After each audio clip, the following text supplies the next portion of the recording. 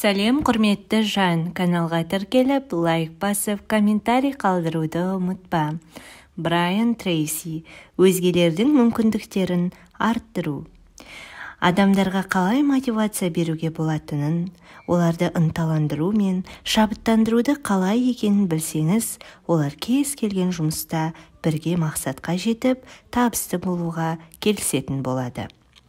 Өз біліміңізді пайдалана отырып, энергияңызды барлығымен бөлісіп, орташа деген басқа адамдарға қарағанда өз қабілетіңізді көрсете аласыз. Сіз қалайтын тұрақты деген адамдардың 3 түрі бар. Олар ең алдымен сіздерге жақын адамдар. Сіздің отбасыңыз, достарыңыз, сіздің жұбайыңыз мен балаларыңыз. Екіншіден, сіздің жұмыс барысындағы қатынастарыңыз, сіздің қызметкерлеріңіз, әріптестеріңіз, тіпті сіздің бастықтарыңыз. Үшіншісі, күнделікті өмірде өзара әрекеттесетін адамдар, сіздің тұтынушыларыңыз, жеткізушілеріңіз, банкиріңіз, дүкендерде, мейрамханаларда, ұшақтарда, қонақ үйлерде, тіпті барлық жерде жұмыс істейтін адамдар. Әрбір жағдайда адамдарға көмектесу, жақсылық жасау сізді тамаша адамға айналдырады деп айтқым келеді. Тіпті біреуге жақсылық жасасаңыз, өзіңізді әлдеқайда жақсы сезініп, көңілді күйде боласыз. Қуаттылық дегеніміз қуат беру дегенді білдіреді.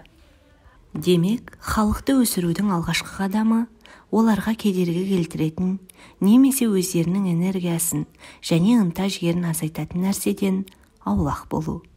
Біріншіден, өзіңізге жақын адамдарды күнделікті көргенде бар уайым қайғыны ұмытып, шаршағаныңызды басасыз. Салмақты болу әр адамға қажетті дүние ақ. Ол өзін өзі бағалау үшін құнды. Сізбен қарым-қатынасқа түсетін әрбір адам өз деңгейін, бағытын көрсетіп сездіріп тұрады. Сол үшін өзіңіздің ең негізгі артықшылықтарыңызды анықтап, оны сезіне біліңіз. Сондай-ақ, өзіңді жақсы сезінудің тағы бір жолы барлығына өз ризашылығыңды білдіріңіз. Үнемі рахмет деген сөзді айтып жүріңіз. Қамқорлық үшін жұбайыңызға, сізге күш-қуат беретін балаларыңызға жақсы көретініңізді айтып, алғыс білдіріңіз. Сондай-ақ, сізді де ойлайтын басқа да адамдарға рахметіңізді аямаңыз. Осылай істеу арқылы өзіңізді іштей жеңіл сезінесіз және ара қатынасыңыз жақсарып, деңгейіңіз өсе бастайды. Адамдарды өздерін жақсы сезінуге, өз-өздеріне деген құрмет сезімін арттыруға мүмкіндік беретін екінші тәсіл мақтау мен мақұлдауды кеңінен қолдану. Психологиялық зерттеулер көрсеткендей, балалар әдетте көрген адамдарға мақтанып, өздері жайлы айтқан кезде олардың энергетикалық деңгейлері жоғарылайды. Олардың жүрек соғу жылдамдығы мен тыныс алуы жиіліктері артып, өздерін толық бақытты сезінеді екен. Бланчардтың 1 минуттық менеджер кітабындағы ең құнды сабақ ол әрбір мүмкіндікті пайдаланғанда 1 минуттық мадақтау беру туралы ұсыныс.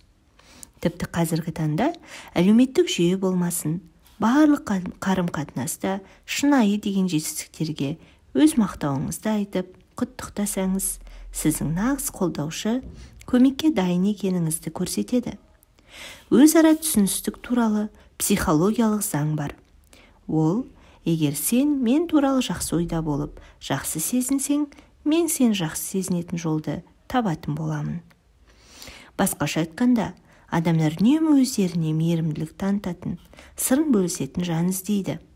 Сол уақыт аралығында уақытыңызды бөліп, мән беріп көңіл бөлсеңіз, үлкен жақсылық істегенмен бірдей боласыз. Өзгелердің мүмкіндіктерін кеңейтудің үшінші тәсілі өздерін құрметтеу, сезіну маңызды. Және олармен әңгімелескенде мұқият назар аударыңыз. Өкінішке орай адамдардың көбісі басқалармен сөйлесу барысында шыдамсыздық танытып жатады. Бірақ бұл сіз үшін емес. Есіңізде болсын, өзгелердің пікірін тыңдау, деңгейін анықтау, білу маңызды әрі жалғыз әрекет. Сонымен, өзгелердің мүмкіндіктерін кеңейтудің негізгі 3 ережесі бойынша адамдарға әркез өз ризашылығыңызды, қолдауыңызды көрсетіп, құрметпен қарап, мақтау айтып жүріңіз. Оларға деген мотивацияны аямаңыз. Адамдарды жұмыс әлемінде неге мотивациялайды? Ең мықты мотивация айқындық. Адамдар жұмыстарын неге, не үшін жасап жатқандығын білу керек. Әр нәрсенің өлшемін, бағытын білу керек. Негізгі стандартты және жұмыстың маңыздылығын білу керек. Адамдарға деген әсерін білсе, жалған құндылықсыз жұмыс істесе, өзін бақытты сезінетін болады. Екінші жағынан, бұл компания немесе басқа да жұмыс орындары болсын, сенімділік береді. Яғни алдағы уақытта проблема орын алған жағдайда бекітілген стандарт бойынша нақты жолын, мақсатын білген жағдайда кез келген ситуациядан шыға алады. Жұмыста тағы бір маңызын таландыру, қарастыру. Сондай-ақ менеджерлер болсын, басқа да маман өкілдері қызметкерлермен бірдей дәрежеде болып, олармен дос ретінде араласуы керек. Яғни, оларды төмен деңгейдегі адамдар деп қарауға болмайды. Олардың да ойымен бөлісіп санасу керек. Бірге отырып жұмыс жасау арқылы дамып, оларды құрметтейтінін, жақсы көретінін сезінуі керек. Есіңізде болсын, ең бірінші кезекте қызметкерлерге өте мән беріп көңіл бөлу керек. Сіздің уақытыңыз олармен сөйлесуге, ойын тыңдауға кетуі керек. Міне, сол себепті табысқа жеткен мықты деген басшылар уақытының басым бөлігін қызметкерлеріне арнауы, түскі уақытта олармен бірге тамақтанып, бүгінгі жұмыс туралы пікірталас жүргізіп, ашық түрде жұмыс туралы пікірін тыңдайды. Бұл орайда жұмысқа деген қызығушылық артып, компания бірігіп мықты бола түседі. Және өз тәжірибеңізбен бөлісіп айта отыруды ұмытпаңыз. Ең бастысы, шынайы көзқараспен дұрыс ниетте болыңыз. Тағы бір есте сақтайтын дүние, барлық адам эмоционалды. Жұмысты істеуі немесе бас тарту эмоцияға байланысты. Сол үшін өзіңізді туралы ерекше әсер қалдырып, барынша жағымды эмоция сыйлауға тырысыңыз.